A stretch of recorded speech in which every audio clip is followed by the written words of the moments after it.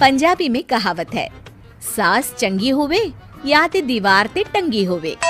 संगीता की शादी भी एक ऐसे ही घर में होती है जहां उसकी सास दीवार पर टंगी होती है। ससुर और पति शादी के पहले दिन उसे सास के फोटो के सामने ले जाते हैं, जहां ससुर जी कहते हैं, बेटा बेटा संगीता, ये तुम्हारी सास थी, बहुत नेक और भली, लेकिन थोड़ी गुस्सैल थी। गुस्सा आने पर सब तहस नहस कर देती थी, पर अब ये इस दुनिया में नहीं है।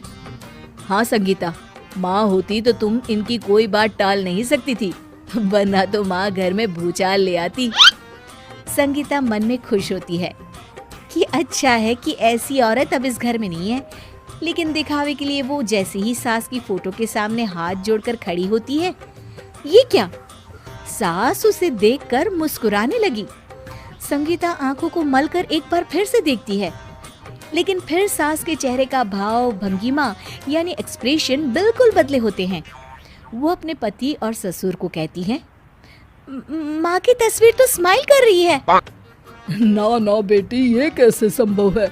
जरूर तुम्हें कोई गलती हुई होगी, ऐसा कैसे हो सकता है? लगता है तुम शादी की सारी फॉर्मेलिटी करते करते थक गई हो, तुम्हें आराम की जरूरत है संगीता। खैर, सारे संगीता की बात को इग्नोर कर कमरे में चले जाते हैं। वैसे सास की फोटो पर एक्सप्रेशन एक के बाद एक बदलते ही रहते हैं। सुबह होती है, पति और ससुर को काम पर भेजकर संगीता कमरे की सफाई करने में लग जाती है कि तभी उसे आवाज आती है, टेबल ठीक से साफ करो। ऐसे भी कोई टेबल साफ करता है? इससे अच्छा तो ये गंदा ही था। किसी औरत की आवाज सुन संगीता दंग रह जाती है और सोचने लगती है कि आवाज कहाँ से आई। आवाज को नजरअंदाज कर वो फिर से अपना काम करना शुरू करती है, लेकिन इस बार तो आवाज बिल्कुल उसके कान के पास से आती है।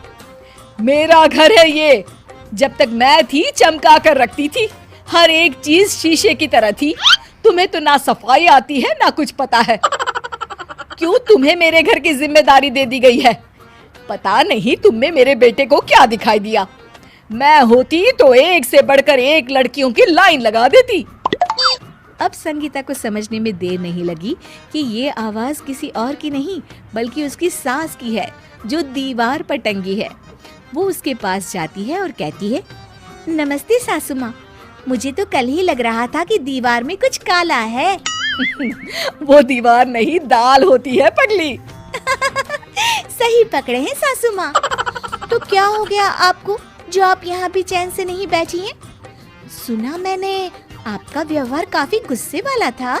चुप रह तू, ज्यादा बकर बकर ना कर। घर का काम करना तो आता नहीं, आई है मुझसे बहस करने। हाँ देखिए सासू माँ, मैं आपसे साफ साफ कह देती हूँ, मुझसे पंगा लेने की कोशिश मत करिएगा। तभी पीछे से संगीता का पति आता है। अरे संगीता, किससे बात कर रही हो? कौन है वहाँ? संगीता की सास की फोटो फिर से पहले जैसी हो जाती है। आपकी माँ से कह रही थी कि मुझे काम करना आता। अरे संगीता, माना सास के ताने हर बहू को अच्छे लगते हैं, लेकिन यहाँ तो माँ है ही नहीं, तुम तो फोटो से ही। तुम भी लाजवाब हो संगीता।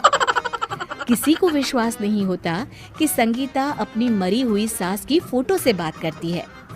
वहीं आए दिन संगीता की सास संगीता को किसी न किसी बात पर आते जाते ताने देती।